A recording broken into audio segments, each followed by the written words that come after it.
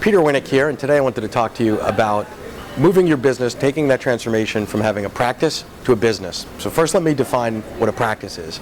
A practice is when both you and your content need to be in the same room or the same place at the same time for you to be monetizing it. Those are things like speaking, those are things like workshops, those are things like consulting.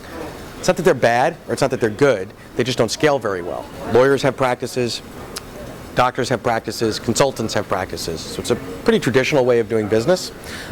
Having a business is where the assets that you've created over your career, your content, is making money, is being leveraged, is being monetized, and it's not contingent on you being in the same room as your content. So this is things like licensing your content to others to deliver. These are things like e-learning and video platforms. These are things like assessment tools.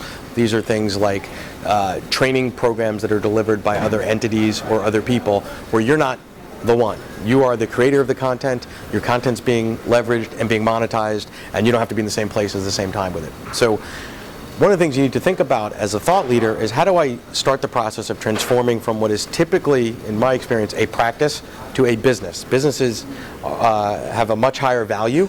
Businesses can be exited. People don't buy practices, entities buy businesses.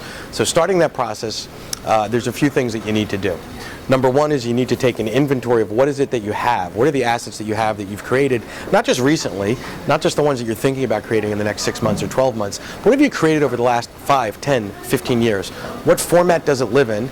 And what format can it live in? How can you transform that to different mediums and modalities? How can you introduce it to new markets globally? Domestically, different manager levels inside of an organization. What can you do with that? And then the last piece is really finding those partners that can help you monetize that have the right distribution, that have the right technology, that have the right delivery mechanisms in place to help you monetize that. So it doesn't happen overnight. It's not necessarily an easy process, but you can transform your practice to a business. Thanks.